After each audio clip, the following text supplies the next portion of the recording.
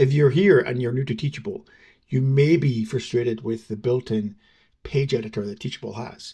There's two options. You either build your page with the sort of predefined blocks that Teachable provide, or you hire a developer, or you write the custom code on the HTML blocks yourself.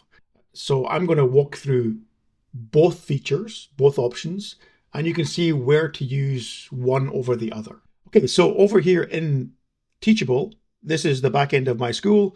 We've got a bunch of places that we can actually write or create sales pages. We are going to use a course sales page, and I'm just going to add a new sales page, and I'm going to say build from template, and we're going to say OK. And what this will do is generate the default built-in page 2 version. If you've got an older school, you may have page 1, version 1 of the pages, but these are the version 2. And it gives you this basic overview. Now you can move things around, like you can drag this here, make it a bit bigger, a bit smaller. You can move things around up and down here, and it rearranges the order that these sections or blocks appear.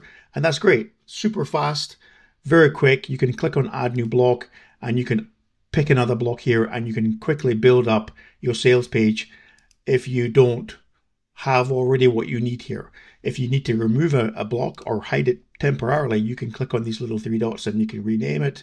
You can duplicate it, hide it, or delete it. And if you need to add a new block, we can do that here just by clicking on the banner and then clicking on the green button to add it. That's an important step. And that's kind of the way it works. It's very quick, very fast, easy to get into and easy to get a page, but the page looks really generic. On the other hand, this is a custom designed landing page. Now this is not a course landing page, it's a school landing page, but it's the same principle.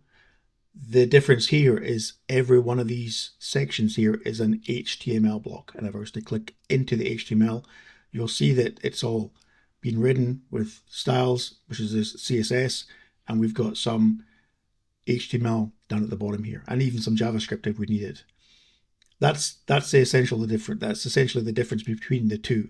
Is you've got way more control over what you can do with the landing page. As you can see here, it doesn't look anything like the default view or default look that Teachable provides you using their built-in blocks, which again might be what you need because you want to get something done quickly. But if you want something with a little bit more pizzazz, a little bit more style, you need to use the HTML blocks in this case. All right, so if you're looking for speed over brand design, you want to use the built-in Teachable blocks. That'll get you up and running super fast. If you want something a little bit more refined, then you need to get into the HTML builder.